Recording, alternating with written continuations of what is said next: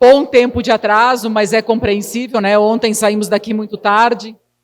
Então, hoje também tivemos que fazer check-out do hotel, enfim.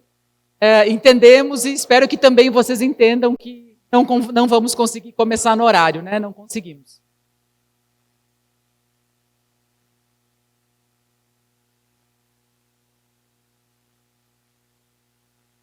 Pessoal, peço que vocês façam silêncio, se acomodem para a gente começar. Então, neste momento, nós estamos dando início ao terceiro e último dia desse 18º CONAPEF.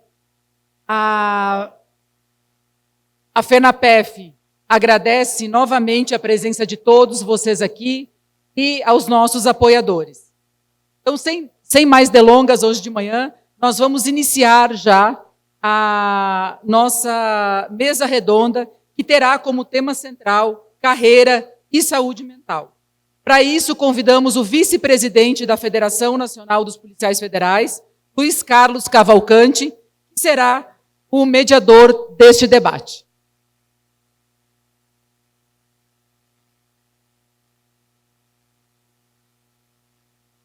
Convidamos também Eduardo Moita, psicólogo, especialista em saúde mental.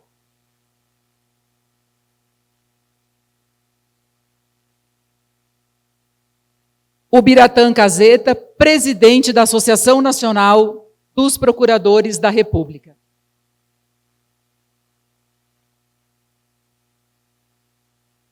Lúcio Andreotti, presidente do Instituto NISP, Novas Ideias em Segurança Pública.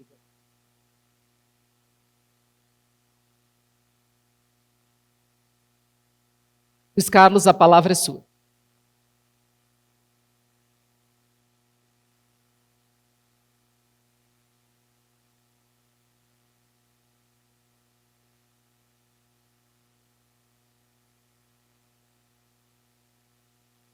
Bom dia a todos. Agradeço a presença aqui dos nossos convidados. Quero saudar o Biratã, procurador regional da República, presidente reeleito da Associação Nacional dos Procuradores da República, NPR. O Eduardo Moita, pesquisador em matéria de saúde mental, mestre em saúde mental, psicólogo, carreira. E o policial civil de São Paulo, Luciano, também conhecido como Lúcio, e criador, né, do Novas Ideias em Segurança Pública. Eu agradecer a presença. A ideia aqui desse painel é atender a essa necessidade, essa urgência de discussão premente da saúde mental na Polícia Federal, em cotejo com o tema objeto desse congresso, que é a estrutura de carreira na iminência de produção e de discussão de uma lei orgânica. Engana-se quem pensa que os dois temas são distintos, muito pelo contrário. Eles se entrelaçam na medida de que a Polícia Federal ela precisa ter uma produção, tanto intelectual, quanto material, quanto humana, na melhor qualidade possível, porque os crimes que nos são atribuídos para investigação são crimes da maior complexidade. E quanto mais a Polícia Federal entregar, mais ganha a sociedade. E sabemos que a estrutura de carreira, ou a ausência dela, são fatores que influenciam diretamente naquilo que é entregue por determinada corporação. E nesses dois aspectos, tanto na questão da saúde mental quanto na questão da carreira, a Polícia Federal está patinando.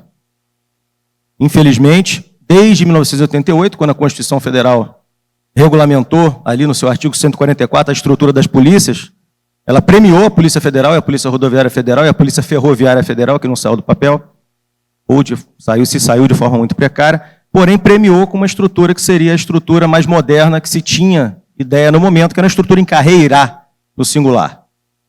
Sabemos que a Polícia Federal, a Polícia Rodoviária Federal seguiu essa diretriz constitucional, estruturando a sua carreira com uma entrada única, uma promoção e alcance de cargos de chefia por intermédio de meritocracia e formação, etc.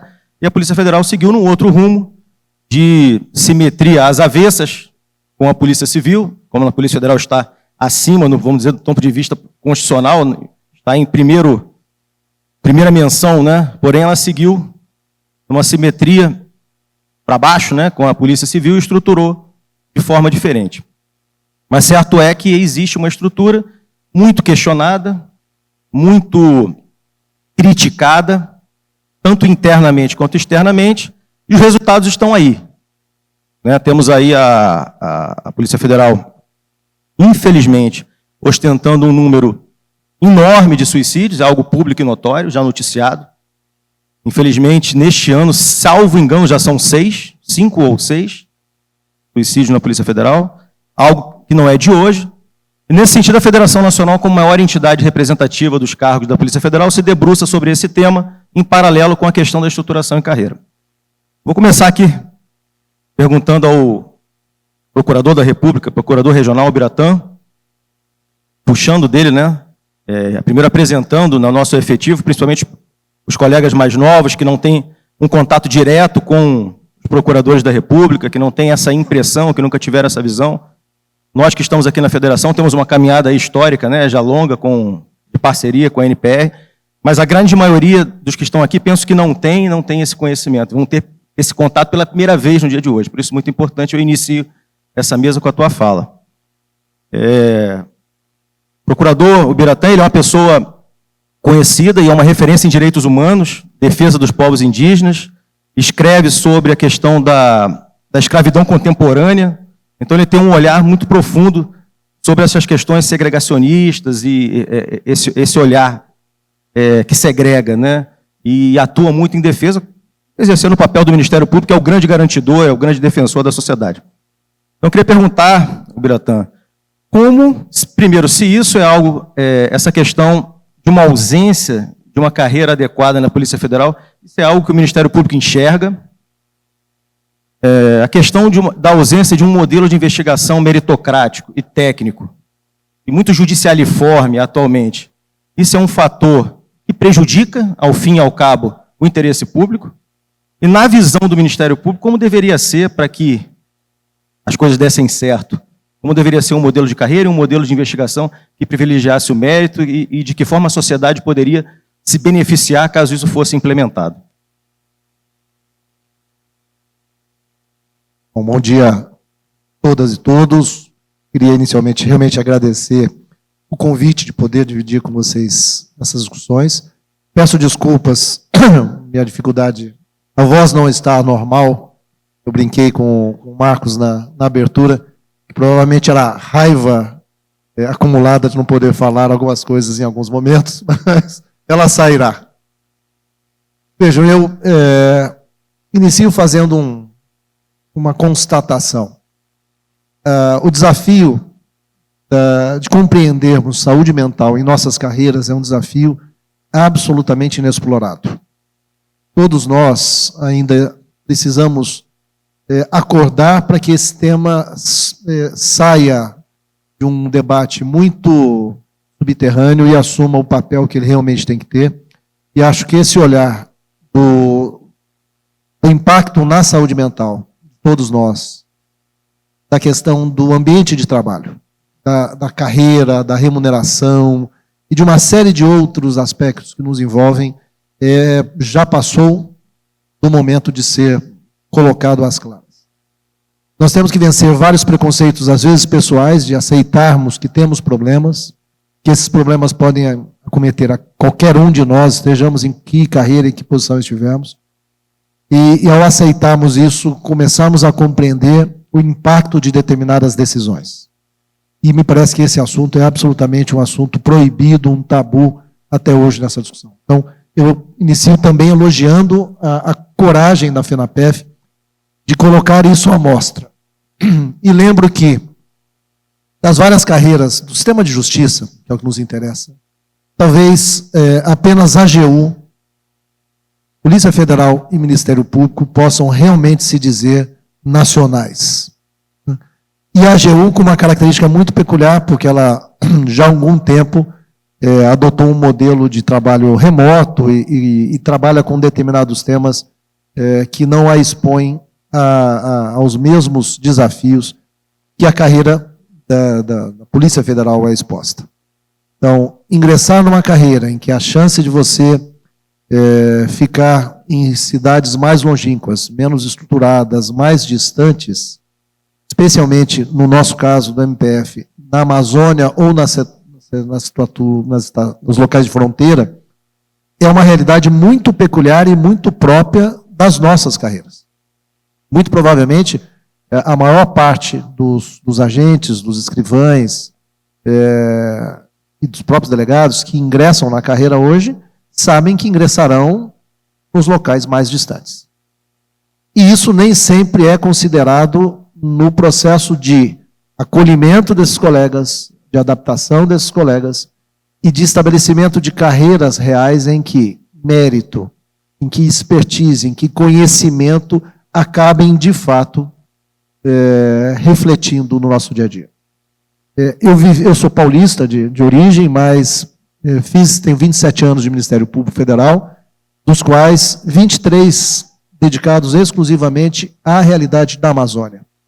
Eu ingressei em Santarém e o restante da carreira fiquei no Pará, então lidei com questões criminais as mais diversas, tenho esse olhar realmente para as questões das desigualdades, das exclusões, questões indígenas, mas lidei muito com a questão, por exemplo, de combate ao tráfico e cansei de ver excelentes colegas da Polícia Federal, agentes com uma experiência imensa na questão da investigação concreta sobre tráfico de pessoas, o tráfico de drogas ou essas investigações mais complexas, num determinado momento da sua carreira, chegarem a uma encruzilhada e dizer, não, eu vou pedir agora para ir para o aeroporto, ficar fazendo controle de imigração, porque não sou valorizado, não sou reconhecido, não tenho a minha experiência e a minha voz ouvida dentro da instituição. Não há nada mais propício à desestruturação das condições pessoais do que essa sensação de que financeiramente não tenho como interferir na mudança do meu patamar financeiro, não terei progressões que atinjam um determinado patamar e dependo a partir daí de uma mudança legislativa, de uma aprovação de uma reposição salarial que virá a todos indistintamente.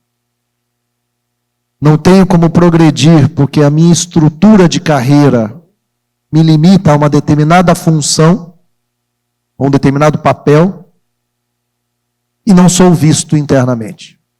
Esse conjunto de desincentivos, ele acaba, sem dúvida alguma, provocando resultados naquilo que é a nossa atividade. Não há como esperar uma atividade de investigação policial, uma atividade de persecução penal de qualidade, se eu não reconheço estrutura e condições de trabalho que contemplem mérito, que contemplem um olhar para uma instituição e garanta a essas pessoas que elas serão acolhidas e elas terão um reconhecimento do seu papel. E que possam ser aproveitadas naquilo que elas são aptas.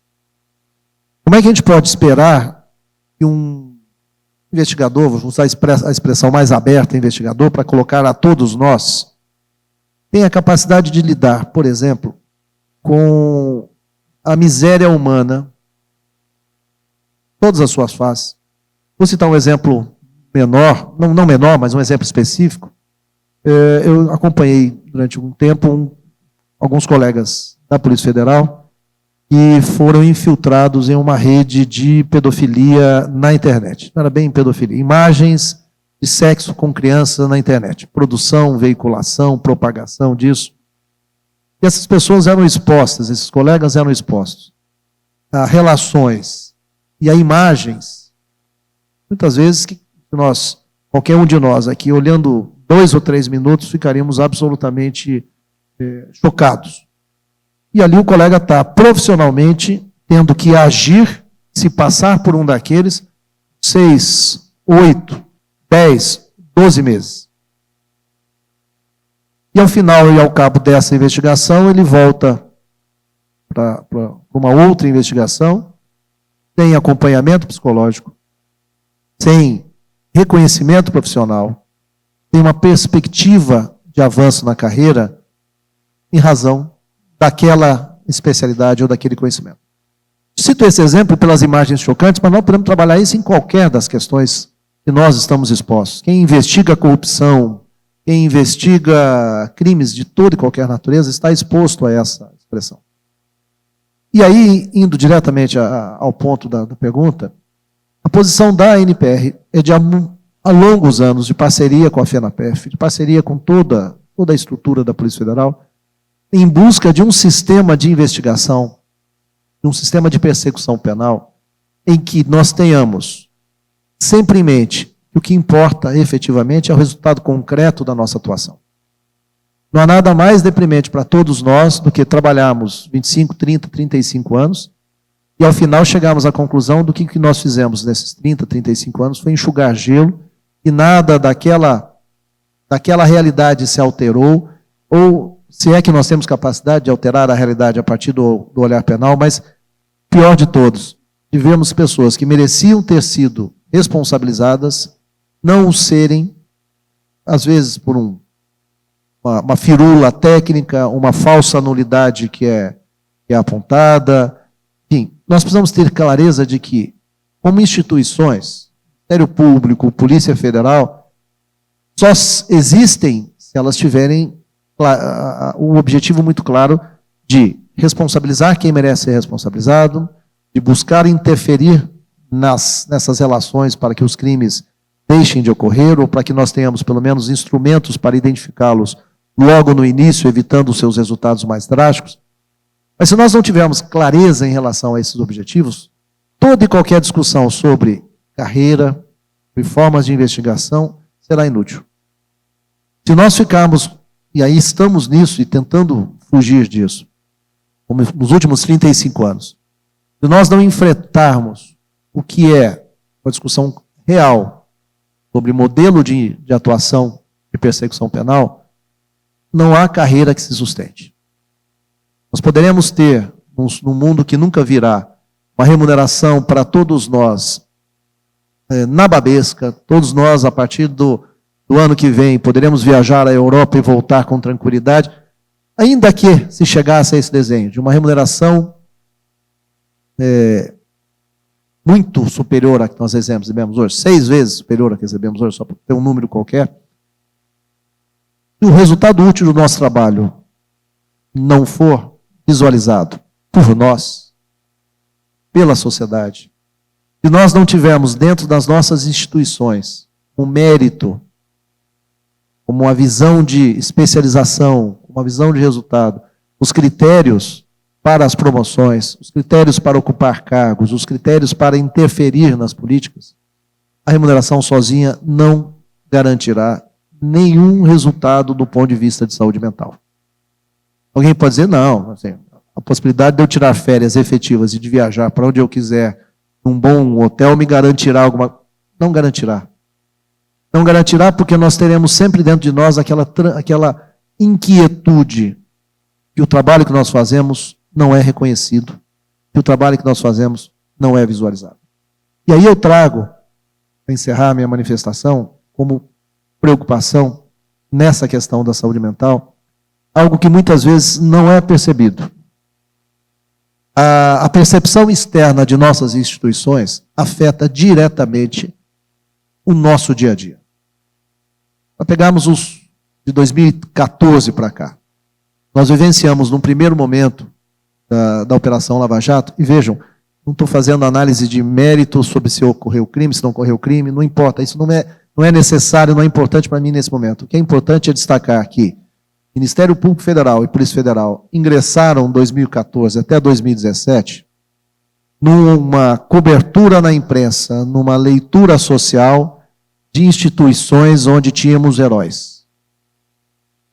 O colega de vocês, apelidado de japonês da Federal, era mais conhecido no Brasil do que jogador de futebol num determinado momento. Numa cobertura social, não apenas jornalística, e colocava essas instituições como níveis de excelência, como locais em que as pessoas que ali trabalham são pessoas que merecem ser respeitadas, que merecem ser reconhecidas pelo seu trabalho. E entramos, 2017 adiante, 2018, Ministério Público Federal e Polícia Federal, num clima de desconfiança em que tudo que é feito pelo Ministério Público Federal, de alguma forma pela Polícia Federal, passa a entrar sobre uma zona de suspeição em que nada presta, não há qualidade técnica, não é confiável, que só houve abusos, que só queriam espetacularização, e assim, a ponto de termos um incidente que é uma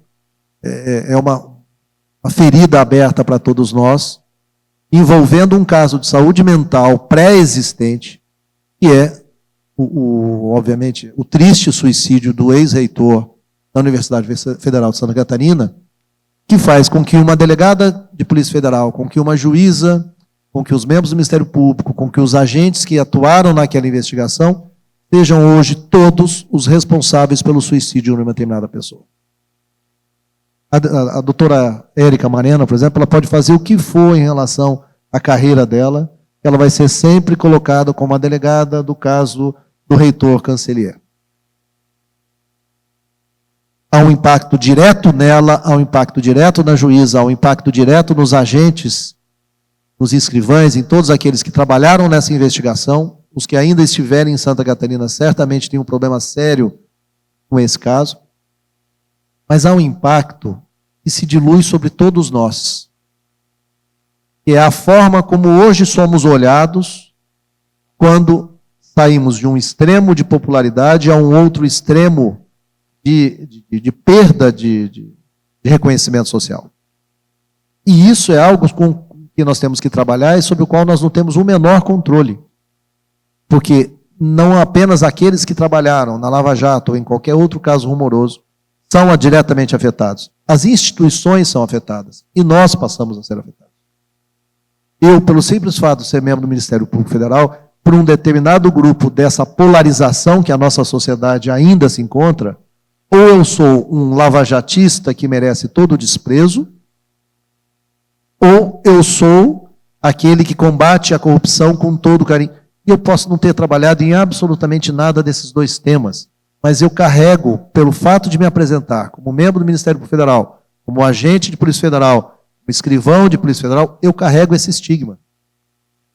E se eu carrego esse estigma, eu tenho que ver, primeiro, uma política interna de saúde mental que nos consiga dar respostas a esses problemas, a como é que eu lido pessoalmente com essa perda de imagem, ou com essa imagem negativa que as nossas instituições em determinados momentos podem ter, e como é que eu lido com o lado oposto, quando nossas instituições estão no auge da popularidade.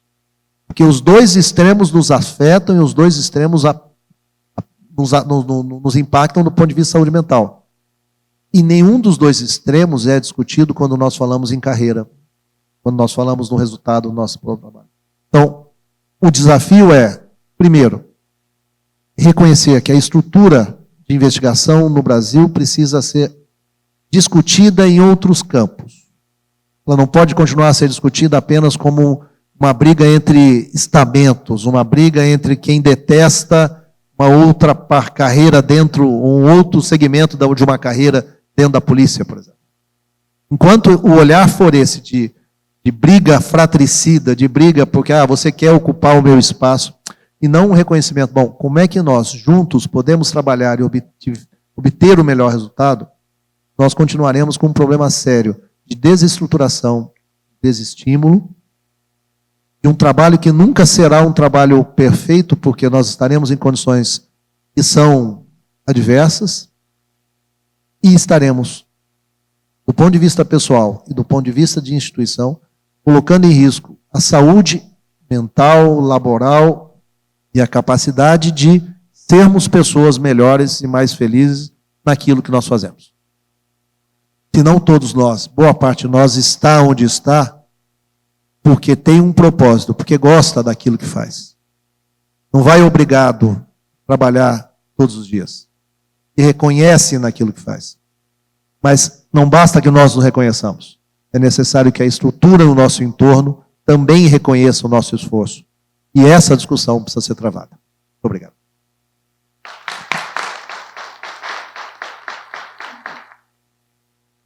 Obrigado, Biratã.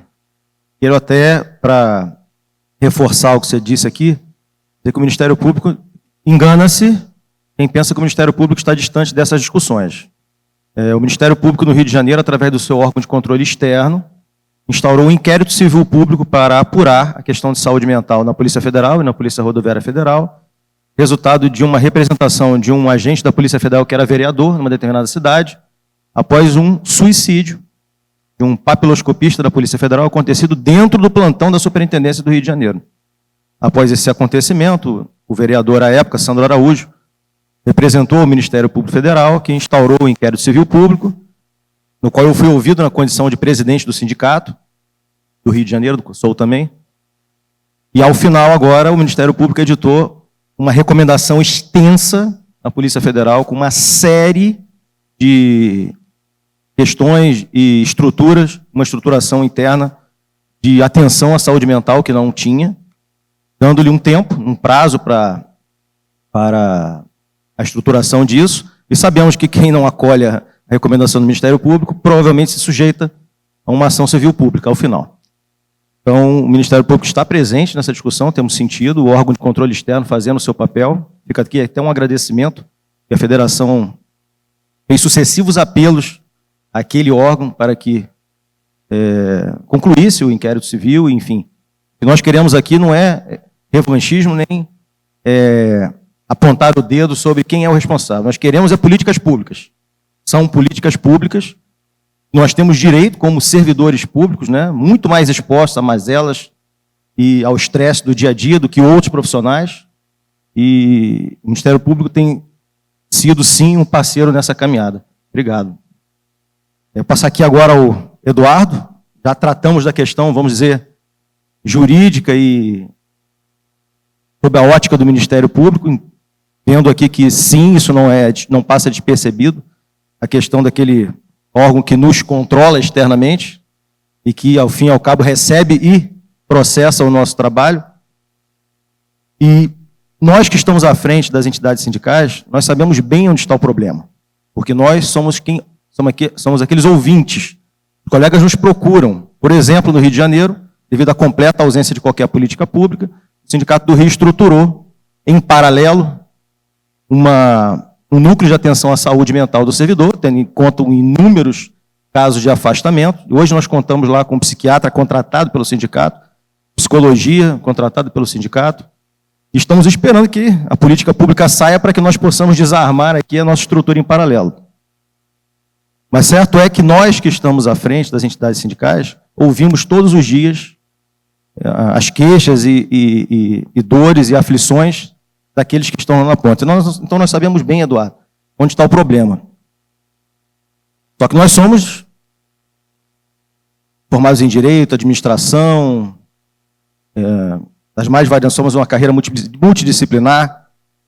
E aí eu queria saber de você, do ponto de vista da saúde mental, especialista que de que forma a ausência de uma carreira estruturada, a ausência de uma possibilidade de crescimento na carreira, a ausência de reconhecimento, porque na Polícia Federal o melhor investigador em matéria de crime ambiental jamais vai comandar a delegacia de crime ambiental se ele não pertencer a um dos cargos. O melhor investigador de crimes financeiros e de informática jamais comandará a delegacia de crimes financeiros e de informática. A gente está ali também, crimes de pedofilia. Jamais comandará essa delegacia se ele não for pertencente a um cargo. Essa desesperança, essa desestrutura, essa impossibilidade de crescimento na carreira, que consequências isso tem na saúde mental do servidor? E de outro giro, né, se houvesse uma estruturação em carreira, se houvesse uma possibilidade de crescimento, uma possibilidade de meritocracia, que benefícios isso traria para o crescimento dessa corporação? Bom dia a todos e todas, agradecer o convite para participar de um momento tão importante de um órgão, como foi falado, né? Um órgão que é referência em comportamento, é referência em processos investigativos, né? E tem todo um respeito da sociedade. Eu como civil, eu vejo que a população civil respeita muito mais a Polícia Federal do que qualquer outro estigma, do que qualquer outra fala ou frase diga o contrário. Tá? Primeiramente, assim, como psicólogo, eu faço o exame de porte de arma para a Polícia Federal como credenciado há 19 anos, né? Atendo o sindicato ali na pessoa do nosso amigo Marco Avelino, no Piauí, há uns 8 anos, algo em torno disso, né? Dando um acompanhamento, conversando, fazendo a avaliação psicológica dos que se aposentam e que precisam, em algum momento, desse processo. E aí, o que é que a gente pode falar? Como psicólogo, eu sempre tratei e sempre busquei estudar fatores sócio-históricos. O que é isso? É impossível estudar comportamento, é impossível entender algo que está acontecendo sem entender o que está por trás.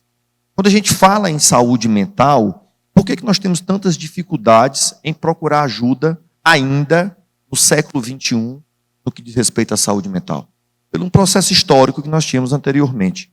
O lugar de tratar problema mental não é dentro das corporações. É onde é? É em sanatório, em hospitais psiquiátricos.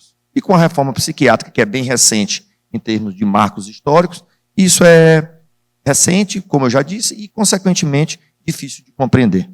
Nós não temos dificuldade em procurar um ortopedista, nós não temos dificuldade em procurar um oftalmologista quando não enxergamos, né? A gente não tem dificuldades em procurar alguns processos que são tranquilos, entre aspas, porque não tem julgamento social. Quando a gente para procurar ajuda de especialistas, de psicólogos, de psiquiatras, de pessoas que tratam a saúde mental, a gente tem dificuldade. Eu vou sair aqui agora porque eu estou indo no meu psiquiatra. Ixi, que foi que houve? Está doido? O que aconteceu? Né? Existe um pré-julgamento de algo, sendo que todos nós passamos por grandes dificuldades nas nossas vidas. Nós vamos ter perdas, nós vamos ter sofrimento, nós vamos ter abandono. Ninguém, nenhum policial federal, seja agente, seja delegado, seja papiloscopista, seja escrivão, ninguém está acima do bem e do mal. Ninguém está acima das intervenções que o mundo tem conosco. Então nós também vamos sofrer, como qualquer outra pessoa. Eu sempre exemplifico. Dentro da minha abordagem em psicologia, eu sou humanista, que é a abordagem centrada na pessoa. A gente estuda o fenômeno do ser humano, do caso que eu recebo. E, consequentemente, tudo aquilo que está em torno dele, mas voltado para entender a pessoa. Meu pai morreu de acidente de carro. Um acidente horrível, colisão frontal, tal. Meu pai era psicólogo, minha mãe é psicóloga, minha irmã é psicóloga, meu irmão mais novo é que não é. E todo mundo psicólogo. Qual é a diferença de um episódio desse na casa do psicólogo? Nenhum. É trauma do mesmo jeito, sofrimento do mesmo jeito, é desespero do mesmo jeito e qualquer outra formação. Então, o policial federal, como qualquer outro ser humano normal, como qualquer outro ser humano, ele sofre intervenções. E essa pergunta que você me fez sobre o papel de uma carreira, quando a gente escolhe uma profissão, a gente pensa em quê? Em entrar nela hoje e ficar daqui a 30 anos na mesma posição? Não. A gente pensa em ascensão. A gente pensa em crescimento. A gente pensa em processo de evolução. Os maiores biólogos da humanidade hoje não falam mais que a gente vai cair o rabo. O rabo já caiu. Não vamos andar mais de pé, a gente já é ereto. Nossa evolução, ela é uma evolução emocional. Ela é uma inteligência, a busca pela inteligência emocional. Até porque muita inteligência sem equilíbrio vai me servir muito pouco. Então, o papel de um crescimento dentro de uma carreira ele é fundamental. Lembrando que ser humano é um ser biopsicossocial. A gente não separa isso. Biológico, psicológico e social. E os fatores sociais são diversos. Quando a gente escolhe uma carreira que a gente julga importante, a gente dá uma profundidade naquilo que a gente faz gigantesca. Um investimento pessoal, um investimento emocional. E quando eu percebo que aquilo não está tendo reciprocidade, porque nós seres humanos somos interesseiros, mas não é interesseiro para o mal. A palavra interesseiro soa mal, né? Mas a gente se relaciona com alguém porque eu tenho um interesse. Interesse em quê? Em reciprocidade. Eu ser doativo e não receber nada em troca disso, eu investi na minha carreira profissional, investi em um caso, fazer uma investigação profunda, dedicar parte da minha vida, comprometer meus compromissos de ordem pessoal e de repente não me ver, não me enxergar pertencente e reconhecido, é terrível. É terrível. E a gente sabe do silêncio, das características que o policial precisa ter. E o policial federal também, da mesma forma. Então, o papel de uma instituição também é evolutivo. Se eu, ser humano, eu sou evolutivo, e eu coordeno um grupo, eu dirijo um grupo, eu sou um ministro, eu sou um diretor, eu sou um superintendente, eu também tenho que fazer com que aquela questão do meu órgão evolua. E como é que isso evolui? Nós precisamos sair de uma brincadeira bem séria que eu tenho, chamada Síndrome Gabriela. Alguém faz ideia do que é a Síndrome Gabriela? O que é? Diga aí. Eu nasci assim, eu cresci assim, eu vou ser sempre assim. Nós somos mutantes, mas não é aquele do filme, não. Tá? Nós somos mutantes, a gente precisa mudar. Mudar de forma positiva, mudar de forma objetiva, de forma construtiva. A nossa sociedade ela é excludente, ela não é includente. A maioria aqui de vocês, como eu, pegou uma época que quando a gente era danado em sala de aula, a gente era expulso da sala e depois até suspenso, né? E hoje o modelo educacional é outro. A dinâmica dos processos educacionais é de inclusão. A gente tinha obrigatoriamente escolas para pessoas especiais, para quem portava síndromes. Hoje em dia as escolas são inclusivas, trabalham um modelo de inclusão. Então, por que o nosso órgão, por que a Polícia Federal, tal como o processo educativo, tal como os processos que funcionam no Brasil hoje, nós não buscamos, né, esse processo evolutivo? Vamos sair da Síndrome Gabriela. Não é porque a Polícia Federal nasceu de uma forma que ela tem que permanecer daquela forma. Situações novas precisam ser vistas, discutidas, debatidas, estudadas, revistas, modificadas e permanecer aquilo que realmente estruturalmente funciona bem e que tem bons resultados. Então, assim, como psicólogo, eu sempre estudei muito do fenômeno violência, sempre estudei muito sobre vários fenômenos. O Brasil é um país hoje, pessoal, que está na contramão dos números de suicídio. O mundo inteiro está em queda. Boa parte do mundo, claro, né? O mundo inteiro não. Corrijo. O Brasil está em crescimento. Por falta de políticas públicas. A gente era o 5º trânsito mais violento do mundo, depois virou o 3º. Fala-se que hoje o Brasil é o 2º trânsito mais violento do mundo. Aí vamos falar no fenômeno de pedofilia, sobre o crescimento disso no Brasil. Aí vamos falar do fenômeno sobre violência contra a mulher, contra o idoso, contra questões raciais. Então, violência, ela é um fenômeno social. A Polícia Federal faz parte de uma sociedade. Então, toda vez que se tem um fenômeno, um acontecimento de um suicídio, aquilo impregna. O ser humano é o quê? Biopsicossocial. Tem a minha carga, tem o meu psicológico e tem o meu social. Por que tem históricos de famílias que têm muito suicídio? É meramente por fator genético? Não. Tem um fator social muito grande. Tem uma dinâmica que se explica, né, dentro do que a gente estuda e na minha forma de abordar o ser humano, que estuda sobre isso. Então, não dá para separar. Então, a Polícia Federal precisa inicialmente começar esse debate que a gente está fazendo aqui. De forma estruturada, de forma objetiva, com encaminhamentos, com deliberações. A federação, os sindicatos têm um papel fundamental. Eu fui no Piauí 6 anos, presidente do meu conselho de classe. E fui conselheiro, já presidente de comissão aqui no Conselho Federal, que fica até próximo daqui, ali atrás da Câmara dos Deputados. E debati sobre diversos temas da psicologia e do comportamento humano. E é muito importante a gente compreender o que são esses encaminhamentos. A gente vai falar aqui, vai encerrar o assunto e vai encaminhar para onde, para quem. Repensar sobre carreira é fundamental. Como eu disse para vocês, quando a gente começa uma carreira, a gente muda nosso pensamento, a gente pensa em estratégias e a gente pensa no processo evolutivo profissional. Tal qual como eu falei, e nós precisamos evoluir emocionalmente. Estará aqui com um fato bem simples. Quando eu fiz meu primeiro seguro do meu carro, com 20 e poucos anos, ele tinha um preço. Quando eu fiz com 30 e pouco, ele tinha outro preço. Depois dos 40, ele tem outro preço. Por quê? Espera-se que um homem de 46 anos não dirija de forma como o de 25. Isso significa o quê? Evolução.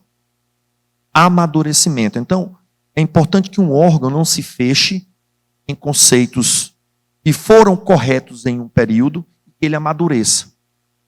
Ele amadureça em um processo muito importante, que é de dentro para fora, de forma de crescimento, não de forma impositiva. Qualquer bom crescimento, qualquer mudança de comportamento, ele versa pela questão do crescimento interno, do autoconvencimento. Então, eu acho que vocês têm um bom conhecimento do que a Polícia Federal precisa. Então, ninguém melhor do que o próprio policial federal para propor, através dos meios legais, que são nossos projetos de lei, Câmara, Senado, né? Ou através de um projeto de lei ou de um PLS, que é o projeto de lei do Senado, que pode nascer também inverso, se tiver mais acesso. E fazer dessa forma, tratar dessas questões. Porque existem situações que eu não consigo prevenir dentro do comportamento humano, mas tem muitas que eu consigo. E no momento que eu diminuo a minha vulnerabilidade interna do processo dentro da Polícia Federal, eu faço com que a minha categoria se fortaleça e que episódios como esses que foram citados aqui não se repitam. E caso aconteça, a Polícia Federal está lutando, trabalhando diuturnamente para que isso não se repita ou para sanar as questões. Problema de ordem mental, nós vamos ter na humanidade, faz parte. O que não faz parte é negligenciar. A palavra de ordem na saúde mental hoje chama-se acolhimento. Nós temos um processo social muito julgador. Porque a gente julga naturalmente. A gente julga nos nossos processos de escolha de uma roupa, de um relógio, de um telefone celular, de um carro. Então a gente julgar é escolher. Já escutei muito isso. Eu passei coisas muito piores e não estou igual ao fulano. Cada acontecimento é de uma forma. A sensibilidade Minha casa é feita de psicólogos. Minha mãe desabou, minha irmã desabou, eu fiquei bem, 30 dias depois eu desabei. A mesma casa, o mesmo fenômeno, o mesmo acontecimento. Por que cada um reagiu de uma forma? Porque nós somos diferentes. Embora tenhamos formações semelhantes, mas nós temos formações diferentes. Eu preparei uma fala que ficou extensa e está aqui os slides. Esses slides podem ser compartilhados. Tem também um livro que fala sobre os índices de questões que acontecem com a polícia. Lá eu falo sobre polícia civil, polícia militar e polícia federal. E também do bombeiro, da polícia militar do bombeiro. E são questões que falam sobre quantas mulheres tem nas corporações, qual é a dinâmica disso, qual é o apoio psicológico que esses órgãos têm. É preciso que a Polícia Federal pense em um corpo de psicólogos, não necessariamente para atender na consulta convencional, mas para fazer como funcionam boas polícias, boas práticas de polícia no mundo. Como a SWAT funciona, como a polícia do Chile funciona, como a polícia de Nova York funciona, como a Força Especial de Paris funciona, quando um policial federal passa por alguma situação de tiroteio, de ferimento, ou quando no episódio alguém vem a óbito, ou do outro lado, ou do lado da polícia. Qual é a complexidade disso? A fulano está tão diferente, já vi várias situações, o sindicato já conversou comigo em episódios de agentes, delegados que se envolvem em alguma troca de tiro no tráfico, em alguma situação, e que a pessoa fica com várias dificuldades emocionais, que é normal, não é anormal. Nunca foi fraqueza a gente se perceber com dificuldades. Eu preciso procurar ajuda da mesma forma como eu falei. Eu vou a um oftalmo, eu vou a um ortopedista, eu estou com gastrite, eu vou procurar especialistas, tratar aquilo que aflige. E finalizando a fala, dentro do processo evolutivo, a Polícia Federal precisa evoluir no quesito de quê? Das carreiras. Não é porque nasceu de uma forma que vai ser sempre assim. Precisa evoluir, a gente precisa repensar nossos conceitos, e não é que antes estava errado. Na época que se construiu, não se pensou. Agora se pode pensar. Agora se pode construir. Agora se pode melhorar.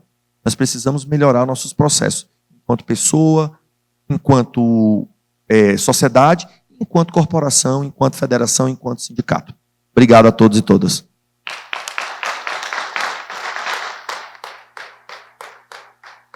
Obrigado, Eduardo.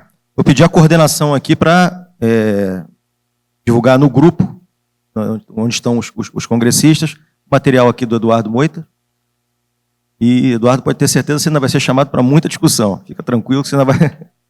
O que você não falou hoje aqui, você ainda vai falar nos próximos encontros. Agradeço muito a tua presença, a tua intervenção. Temos conhecimento da tua alta expertise técnica. E muito obrigado, de fato, pela tua disponibilidade. Só para complementar aqui, eu falei no início, o panorama por mim traçado aqui não pode ser imputado a essa gestão da Polícia Federal. Temos um problema histórico. Quando eu falo da Polícia Federal, é um problema histórico.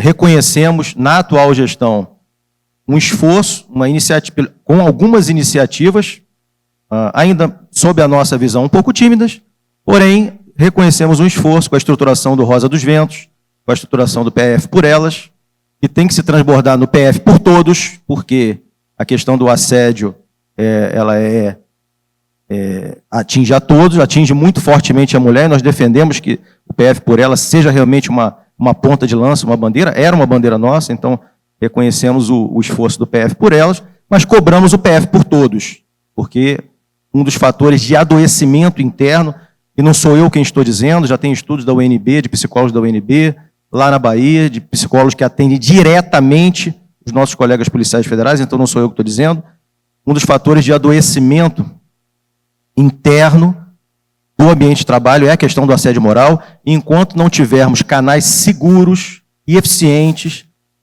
de denúncias e responsabilização, e mais até do que a responsabilização, uma doutrina de prevenção ao assédio e de melhoria do ambiente interno, a gente vai continuar patinando. Então, fazer essa ressalva que não é algo de agora que possa ser imputado a essa gestão. Estão tendo iniciativas, algumas. A coisa também está sob o comando de uma ação civil pública, está sob o comando de um inquérito civil público, que já tem uma recomendação direcionada. Então, também há fatores externos pressionando todo esse processo. E por questão de justiça, é um panorama histórico que não pode ser imputado exclusivamente à gestão atual. Vou passar aqui para conversar um pouco com o Lúcio, para ele falar da experiência dele. O Lúcio eu acompanho já há muito tempo a trajetória dele, ele é policial civil de São Paulo, ele se debruça de forma muito técnica sobre as questões da segurança pública, não levando nunca para o lado que eu sinto muito isso, nunca levando para o lado corporativo, mas sempre buscando o lado técnico, né, o dado, extrair daí um dado empírico, científico, até para subsidiar futuras políticas públicas que um dia hão de ser adotadas. Então, parabenizo aí pelo teu trabalho. Você criou o NISP, né, que é o Novas Ideias em Segurança Pública, e sei que você fez uma pesquisa recente, de uma abrangência que até me surpreendeu pelo número de respostas ali, quer dizer, um panorama bastante significativo de forma numérica, né? Eu queria que você falasse um pouquinho sobre o NISP e sobre essa pesquisa específica que você fez sobre a questão da saúde mental em todas as corporações policiais, ali não é só na Polícia Federal, porém a Polícia Federal também respondeu, policiais federais responderam também. Aí que você pudesse nos situar sobre a tua experiência. Alô? Bom dia a todos. Bom, primeiramente eu queria falar que a minha saúde mental está um pouco abalada por conta do meu time, ontem o Palmeiras, que foi eliminado mais uma vez pelo Boca. Então eu estou um pouco abalado, mas a gente vai tentar concentrar.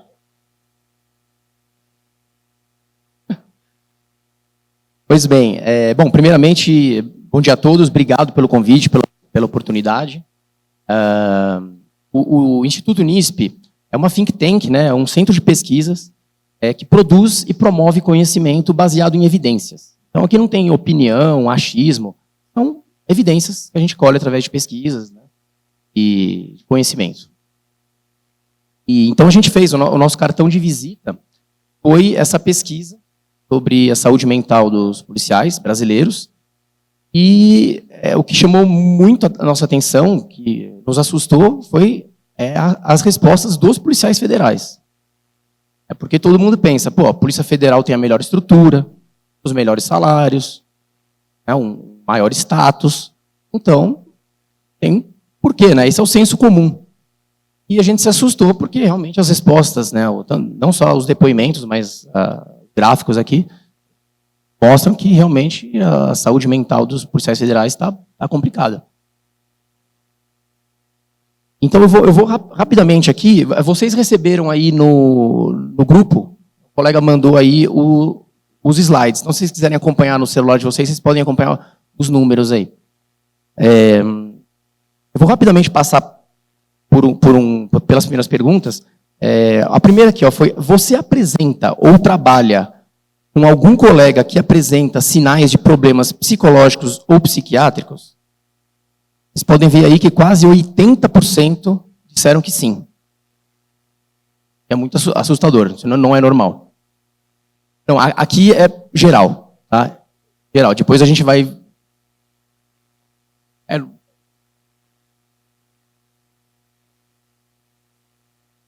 Então, aqui por enquanto é o geral.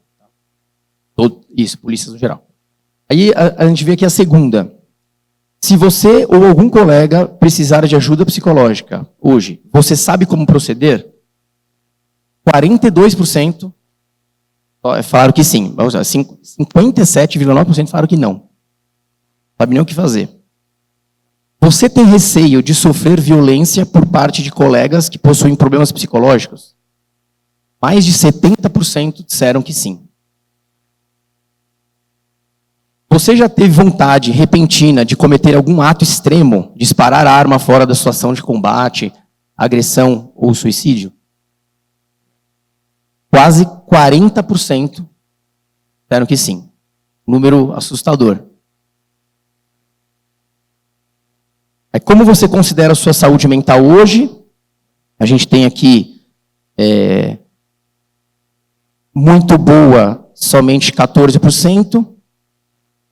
E boa, 11%. O resto, regular, ruim ou péssimo. A grande maioria. Aí, como você considera a sua autoestima hoje, né, que a autoestima influencia aí diretamente na saúde mental? A mesma coisa. Vocês podem ver os números aí, que são bem ruins. A autoestima do policial hoje é muito ruim. Aí a gente vai focar um pouco mais aqui na questão de carreira e tudo mais. O relatório completo, a gente vai mandar no final, tá? O relatório completo para vocês, mas aqui é só uns slides, algumas perguntas que foram interessantes. Não, essa é geral, tá? Você acredita que a estrutura da carreira policial de sua instituição, sua relação com os superiores, é prejudicial para a sua saúde mental? Mais de 75% disseram que sim. Aí tem uma pergunta aqui que parece besta, né? Eu vou até focar um pouquinho nessa, porque essa aqui dá para desenvolver alguns pensamentos. A nomenclatura e atribuições do seu cargo afetam sua autoestima no trabalho? A gente vê aqui que mais de 40% disseram que sim. E aí, o que a gente pode ver, até pelos depoimentos e por toda a vivência que a gente tem, né? A gente recebeu, por exemplo, depoimentos de guardas civis. O fato dele ser chamado guarda carrega uma coisa um pouco inferiorizar, diminuir. Sendo que a gente sabe que as guardas elas têm um papel de protagonismo em muitas cidades, né, do Brasil. É maior que a PM. Então a gente recebeu, né, depoimentos e tal. Pô, chamam de guarda, guardinha, né, ninguém respeita. Diminui. A gente tem, por exemplo, um exemplo nas polícias civis, né? Em São Paulo a gente tem 14 cargos na Polícia Civil de São Paulo.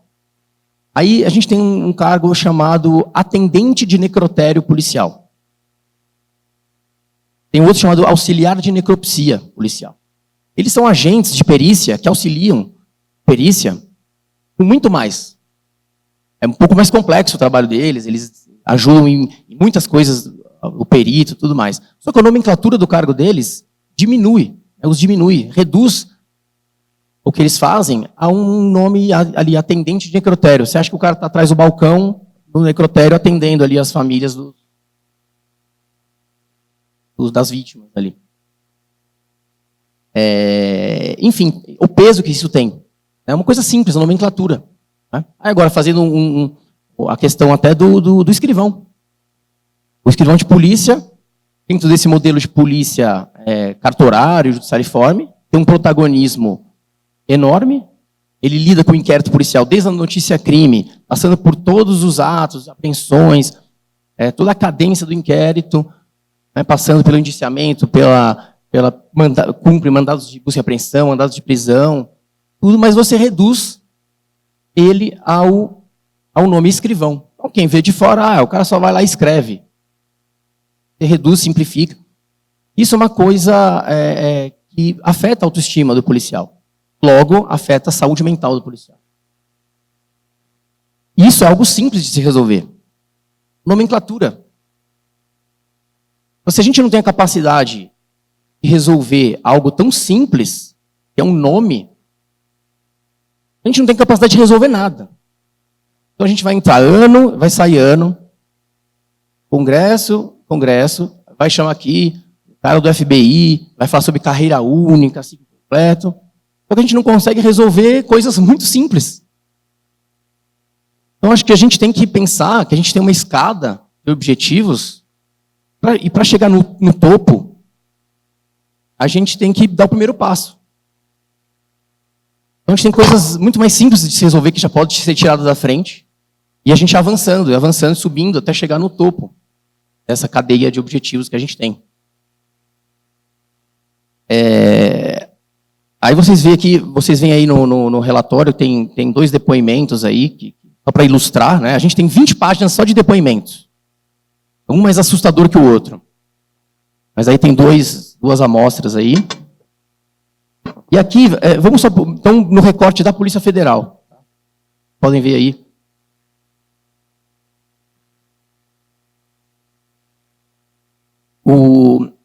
Os recortes por polícia. E aí você vê. Você apresenta ou trabalha com algum colega que apresenta sinais de problemas psicológicos, psiquiátricos? Vocês podem ver aí que a Polícia Federal tem 86,7%. Só perde para a Polícia Penal. Você tem receio de sofrer violência por parte de colegas que possuem problemas psicológicos? Polícia Federal ali, 66,7%. Você acredita que a estrutura da carreira policial de sua instituição e sua relação com os superiores é prejudicial para a sua saúde mental? A Polícia Federal, ela ganha de todos aqui, disparado. Então, o que mais afeta é o policial federal. É mais afetado por essa questão de carreira e a relação com os seus superiores. 86,7%. Aí, a nomenclatura e atribuições do seu cargo afetam sua autoestima no trabalho? Polícia Federal também ganhou disparado com 66,7%. Ana, tá aí. Então, eu peguei aqui também, não está aí, tá? Está no relatório completo, mas eu peguei aqui uma coisa que também é interessante. Você considera que suas atividades diárias correspondem ao que você imaginava que seriam quando prestou concurso para o seu cargo? Aí vocês podem ver aí que apenas 8% falaram que é exatamente o que esperava quando estava prestando concurso para entrar.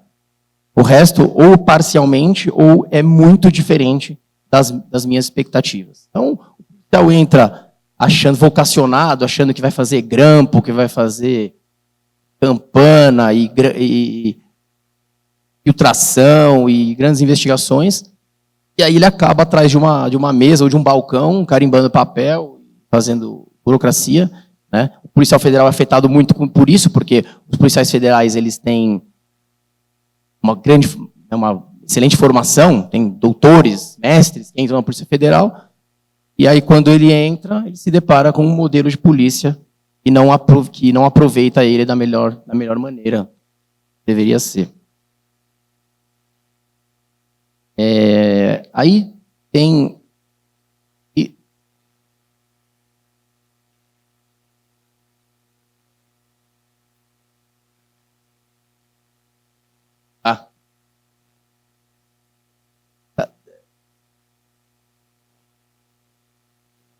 É uma tabela azul que vocês estão vendo aí no celular de vocês, e a gente fez algumas perguntas, que é o seguinte: qual você acredita ser a maior causa dos problemas psicológicos dos policiais da sua instituição? E a gente fez uma lista de itens aí, e o policial poderia escolher várias, tá? Não é uma só, escolher várias. Mas vamos pegar aqui as que tiveram mais de 50%. Ó. Jornada de trabalho excessiva, 57,4%. Risco de sofrer punições pelo exercício do dever legal, mais de 71%. Falta de perspectiva em melhorar as condições de trabalho, mais de 72% escolheram também esse item. Medo de ser punido injustamente, mais de 65%. Sensação de impunidade pelo Poder Judiciário, mais de 62%. Cobrança excessiva pelos órgãos de controle, 54%. Remuneração insuficiente, 74%. E aqui... Enfim, aí outras aqui, aí a última, constante risco com a própria segurança. Enfim. Bom, basicamente é isso, tá? Isso é só uma amostra, o relatório vocês vão receber aí no grupo também. E eu acho que é isso, a situação é bastante preocupante, bastante assustadora. Essa foi a primeira pesquisa que a gente promoveu do nosso instituto, vai promover outras. Né? Então, se vocês puderem quiserem acompanhar nosso trabalho, as redes sociais estão aí também no documento que vocês têm em mãos. Tá? E é isso, queria agradecer aí a oportunidade e podem contar com a gente aí. Parabéns, obrigado, Lúcio. Importante esse teu trabalho, faremos a anexação dele e também, junto com que continuaremos cobrando a direção-geral, iremos utilizar esses dados, tá? Iremos nos apropriar intelectualmente com a sua autorização desse trabalho. Quero agradecer aqui a todos os palestrantes, né, os debatedores dessa mesa, uma mesa muito enriquecedora, enriquece muito esse congresso. Agradecer de coração a presença e a contribuição que cada um deu. Pelo brilhantismo pessoal de cada um, merecia 1 hora de fala para cada debatedor, mas infelizmente não dispomos desse tempo, mas muitos outros debates acontecerão e creio que essa mesa tenha sido muito enriquecedora para este congresso. Então, muito obrigado, senhores, parabéns, e temos aqui uma lembrança aqui da coordenação pela presença dos senhores. Muito obrigado. Oi. Eu gostaria de agradecer a todos e só...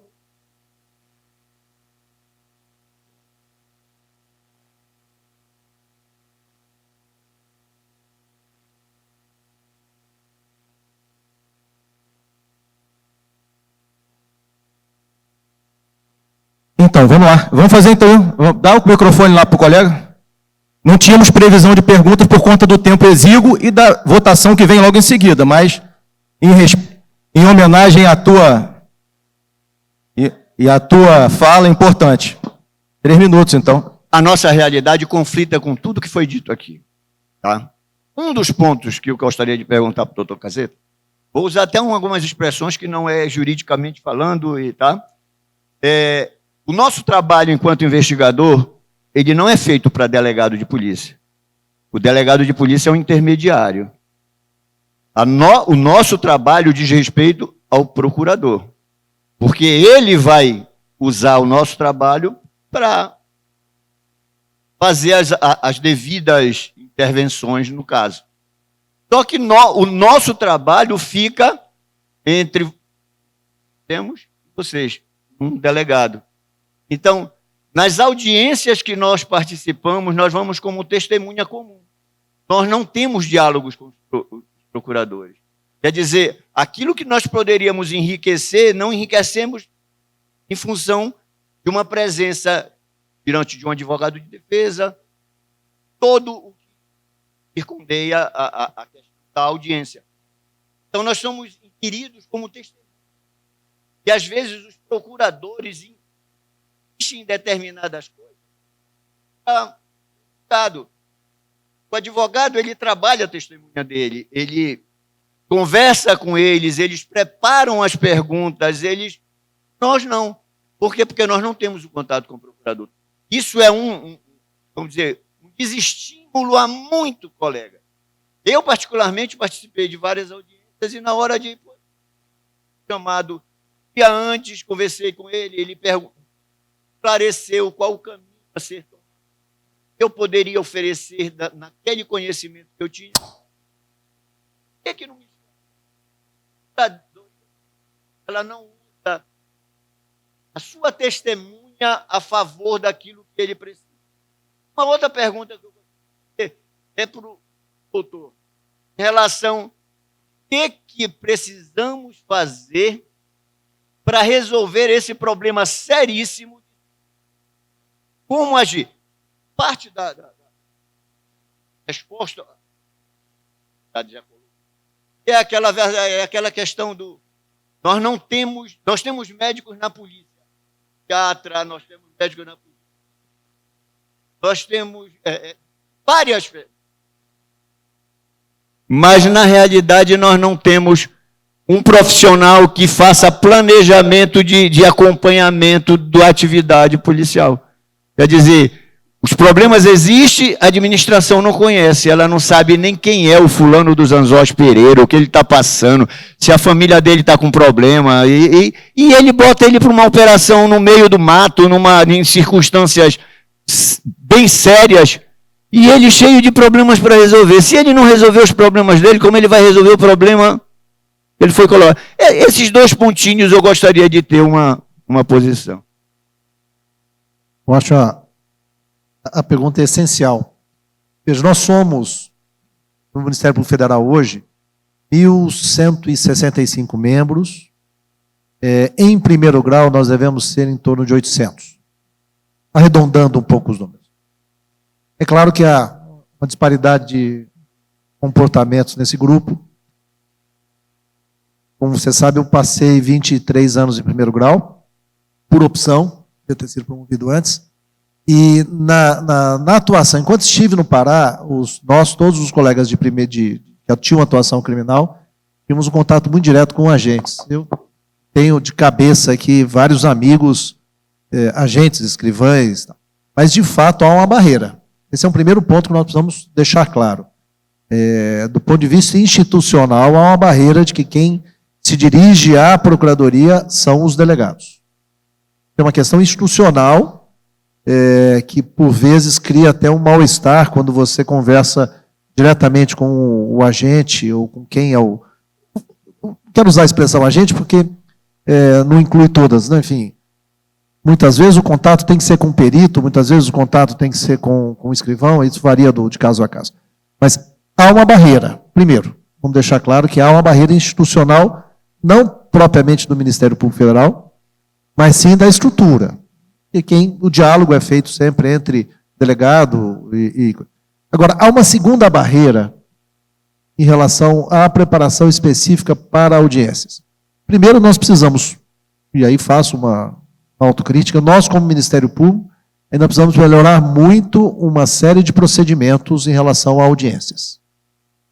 Há estados em que quem faz a audiência é um colega que nunca viu aquele processo na vida, ele não é vinculado, é uma pauta de audiências, que é uma forma racional de você organizar o trabalho, para que todos façam mais ou menos a mesma quantidade de audiência, mas muitas das vezes o colega pega um caso complexo que ele não tem a menor noção, porque ele não estudou antes, não tem os dados, ele não tem a experiência, ou porque houve emoção, aí vários motivos. Então, há uma necessidade de melhoria das nossas próprias atuações.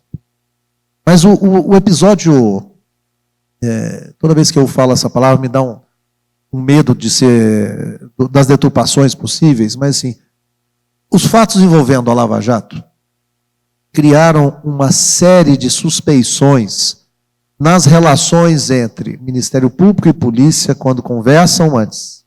E tem que conversar antes, é absolutamente impossível acompanhar uma investigação se não há um diálogo durante a investigação entre Ministério Público e Polícia. Ponto.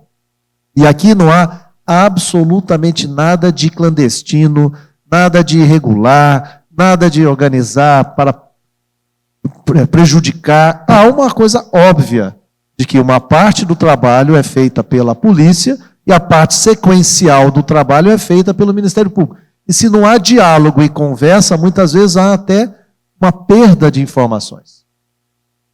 Eu sempre gosto de citar o caso. Por que um dos antecessores da Lava Jato foi um desastre? É o caso da Castelo de Areia. Porque nós tínhamos uma colaboração premiada, autorizada por juiz, participação da polícia, Ministério Público homologada, mas na hora de fazer o pedido de interceptação, as medidas mais intromissivas, se escolheu por dizer que denúncia anônima, informações anônimas apontavam para determinada coisa. Todos nós, polícia, Ministério Público, Judiciário, sabíamos que não havia nada de anônimo, havia algo autuado, processado, homologado, mas uma frase foi utilizada pelo STJ para derrubar toda a investigação e muito provavelmente teria evitado os fatos que depois foram investigados pela Lava Jato. Enfim, há ainda no nosso sistema algumas hipocrisias que transformam relações necessárias em suspeitas. E hoje há um dogma. Não, o membro do Ministério Público não pode conversar com a sua testemunha antes da audiência, porque ele estará dirigindo a testemunha, ele estará quebrando a pureza da prova.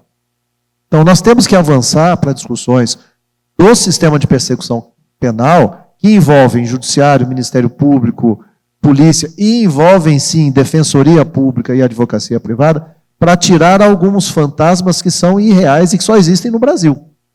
Essa conversa prévia da testemunha com o membro do Ministério Público, para, às vezes não é nem orientar, não fala isso porque isso vai ser ruim, mas olha, o foco é isso. E, muitas das vezes, para alertar, cuidado porque você será provocado.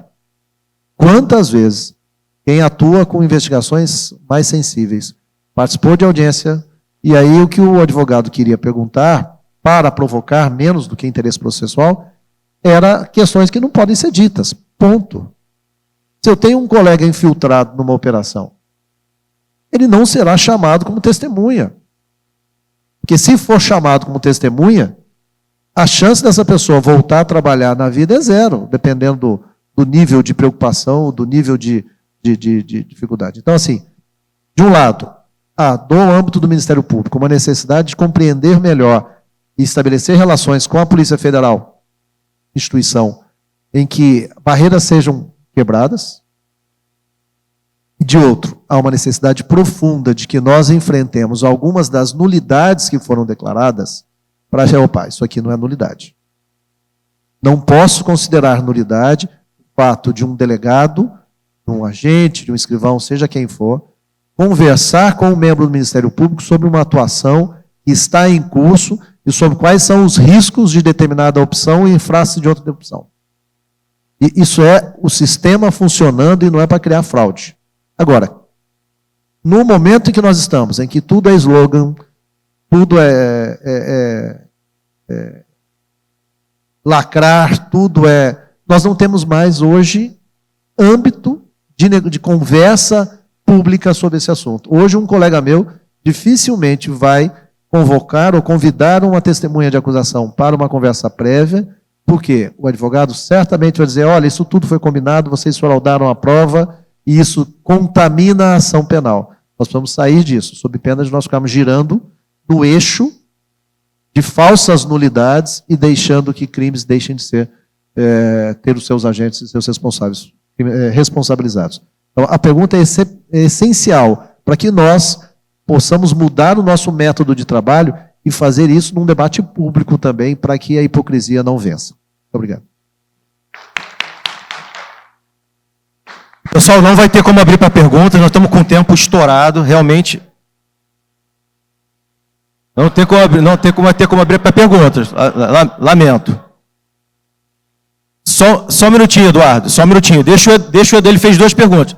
Deixa o Eduardo responder aqui, por favor, só um minutinho.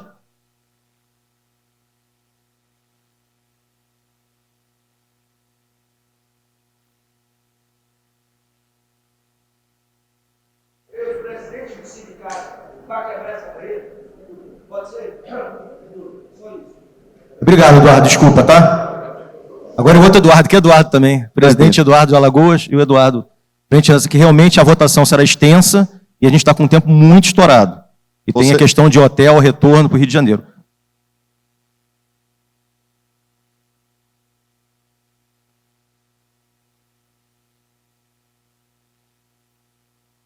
Tudo bem, olha só, vamos lá.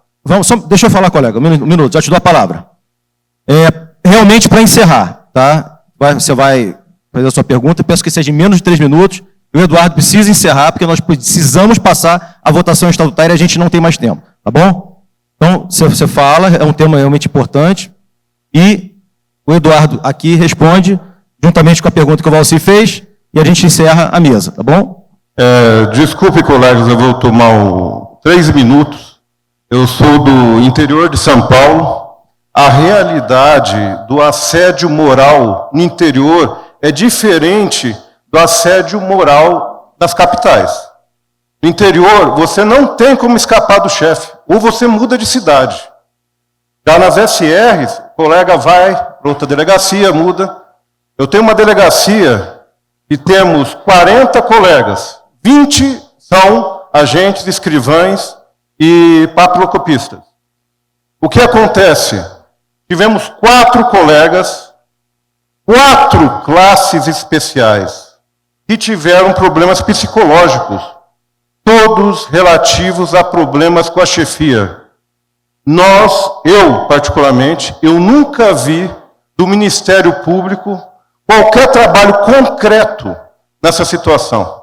Aqui está o psicólogo, ele sabe para dessas situações. O que eu peço para o sindicato é isso. E eu também, eu fiquei 1 mês em São Paulo, dando treinamento de tiro. Eu vi colegas que não têm condição nenhuma de estar com uma arma na mão. E a Polícia Federal não faz nada para esses colegas. Eu vejo colegas sendo julgados porque têm problemas psicológicos.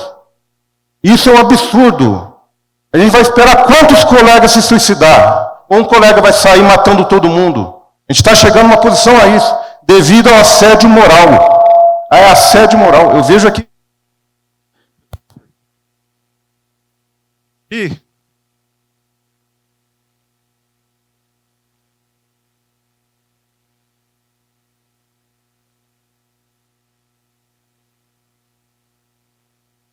O problema aqui é o assédio moral.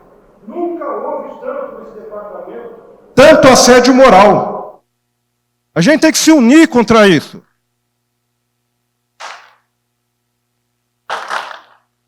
Eu quero do Ministério Público aqui, com todos os estados, um compromisso de fiscalização externa real. Não existe. Eu estou numa delegacia que houve inundação 4 vezes, houve inundação no setor lá que nos tratam como EPAs, chama a gente de porão. A visão dos delegados não é de iguais, é de subalternos. Eles têm uma visão de escravos. Eu falo aqui, a gente faz a glória desse povo. Colega, conclui que já 30 segundos. Então, eu vou pedir do Ministério Público, aqui do psicólogo, um trabalho junto, aqui a Polícia Federal, justamente para a gente combater essa situação. Tá? Crítica, extremamente crítica essa situação dentro da Polícia Federal, e o colega que fez as estatísticas aqui está a par disso. Eu tenho um compromisso hoje, inclusive da Federação, em todos os estados, para justamente a gente combater esse serviço. Imediato. Obrigado. Não. Desculpa, presidente. É porque Presidente, ele falou nós nas estamos- delegacias e nas superintendências também, porque em menos de 3 anos, na superintendência do Paraná, em Curitiba, nós tivemos 3 suicídios. Tá? Perfeito. 3 colegas suicidaram lá. Perfeito, Tá? presidente. Não é só na delegacia. Vamos lá, encerrando, concluindo e encerrando. O colega, né, o caminho do colega é o sindicato local, nós temos um sistema sindical, né, vocês têm um sindicato de São Paulo, e deve fazer a provocação ao Ministério Público, é assim que as coisas funcionam. Conte com a Federação Nacional nesse apoio, tanto ao sindicato local quanto na interlocução do que for possível, e o que está sendo feito está aqui às claras. Tanto é que no Rio de Janeiro já tem uma recomendação, um inquérito civil público instaurado, porque houve uma provocação. Então, há medidas em andamento. Tá? Então, conte com o seu sindicato local, que é um sindicato extremamente competente, uma presidente muito competente, que eu conheço, que é a Suzana. Conte com a Federação Nacional e conte com o nosso apoio. E vamos fazer a última fala para encerrar. Vamos Vamos tentar ser bem sucinto, né? Bem objetivo. Algumas síndromes, como a síndrome de burnout, várias pronúncias, dependendo do idioma que você usa. Quando você estuda em livro em francês, em inglês britânico tem algumas diferenças. O assédio moral. Algumas situações emocionais, no dia a dia, geram gatilhos nos nossos colaboradores, nossos funcionários, e eles praticam situações extremas, como tirar em alguém ou atentar contra a própria vida, e vai de encontro a qualquer natureza de qualquer ser vivo, né? O que é importante compreender para a gente finalizar aqui? É que gatilhos na nossa sociedade, e a Polícia Federal faz parte da sociedade, eles vão existir. Doenças, transtornos vão existir. Mas é muito importante construir estratégias para tratar. A palavra de ordem dentro da saúde mental é acolhimento. Quando um policial federal, um policial civil, um policial militar, um guarda municipal, ele usa uma arma, muito mais do que saber atirar, ele tem que saber a hora que ele não vai atirar. Quando eu avalio alguém psicologicamente, eu não quero saber a habilidade dele com o uso da arma de fogo. Eu não quero saber onde é que ele acerta no alvo. Eu quero ver a condição dele de autocontrole até a hora de não usar essa arma. Então, essa reestruturação, essa ressignificação que a Polícia Federal está passando agora e está visualizando que é necessário, ela vai muito mais profundo do que a gente pensa. O que é que a gente precisa pegar? Bons exemplos existentes em algumas polícias e tentar adaptar. Eu costumo dizer em sala de aula para meus alunos que o seguinte: a Ferrari é um excelente carro, né? Todo mundo brinca, eu quero ter uma Ferrari. Mas para quem tem um sítio, uma Ferrari não serve. Então tem boas ideias, tem muitas estruturas muito fortes e que não atendem a nossa necessidade do Brasil. A gente pegar 3, 4, 5 ideias de estrutura psicológica, psiquiátrica, de polícias do mundo e adaptar a nossa realidade é a melhor estratégia. Como eu disse para vocês, transtornos e doenças nós vamos passar.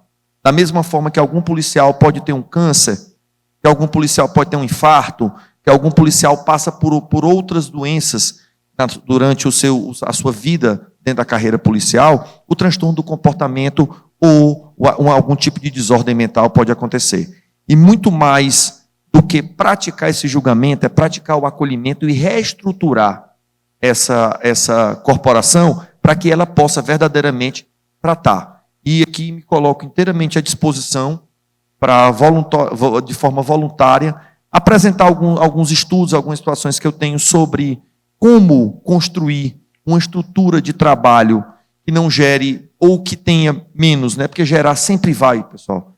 Essa unanimidade que vai ser perfeito, não vai ser. Agora a gente não deve parar de buscar essas estratégias, esses pensamentos.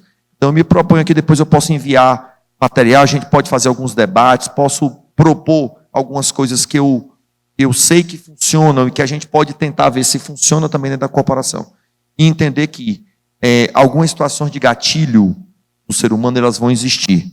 E que eu preciso tratar, eu preciso agir de forma colaborativa, de forma construtiva e reestruturar algumas situações que não existiam, porque na época, não é que, como eu disse, não é que tinha sido errado ou certo, mas é que na época não existia, a gente tem que pensar nesses novos possíveis dentro da instituição. Obrigado.